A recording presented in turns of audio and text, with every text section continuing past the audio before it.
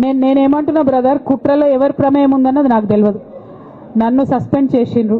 BRS పార్టీకి, తెలంగాణ ఉద్యమానికి, తెలంగాణ ప్రజలకు 20 సంవత్సరాలు నా జీవితంలో కష్టపడ్డా కాబట్టి ఒక అపీల్ చేస్తున్నా నేను ప్రెసిడెంట్ కేసీఆర్ గారికి, వర్కింగ్ ప్రెసిడెంట్ కేటీఆర్ గారికి. మన కుటుంబాన్ని విచ్ఛిన్నం చేసి పార్టీని హస్తగతం చేసుకోవాలనే కుట్ర జరుగుతుంది. దాన్ని తిప్పికొట్టండి. అవినీతి తిమంగళాలని బీఆర్ఎస్ పార్టీలకు వెళ్ళి తీసి బయటపడేయండి. అల్టిమేట్గా ప్రజలకు సేవ చేసే దాంట్లో మనం ముందుకెళ్లాలనేది నా ఆలోచన.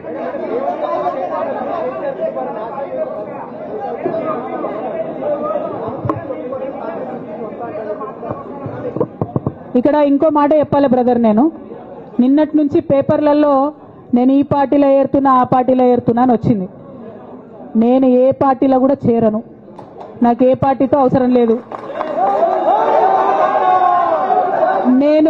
నేను ఫ్యూచర్లో ఏం చేయాలనే విషయం జాగృతి కార్యకర్తలతోని, తెలంగాణ మేధావులతోని, బీసీ బిడ్డలతోని, సామాజిక తెలంగాణ కోసం పనిచేసేటటువంటి అన్ని వర్గాల ప్రజలతోని, అందరితోని మాట్లాడిన తర్వాత నిర్ణయం తీసుకుంటా. కానీ తొందరపడి నిర్ణయం తీసుకునే అవసరం నాకు లేదు.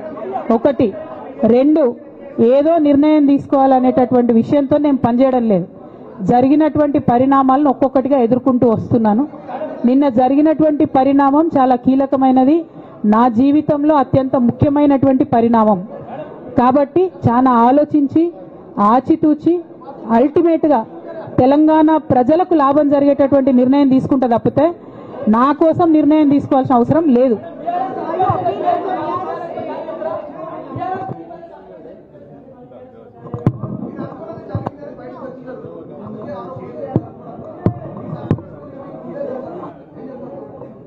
నాకెట్లా తెలుస్తుంది సస్పెన్షన్ గురించి? నాకైతే రేవంత్ రెడ్డికి ఉన్నట్టు ఆడ దూతలు లేరు. అక్కడ సార్ సగం ఇడ్లీ తింటే బయటకు చెప్పేటటువంటి సిస్టమ్ నా దగ్గర లేదు. సో అక్కడ ఏం జరిగిందో నాకు తెలియదు, ఎవరు నా గురించి ఏం చెప్పారో నాకు తెలియదు.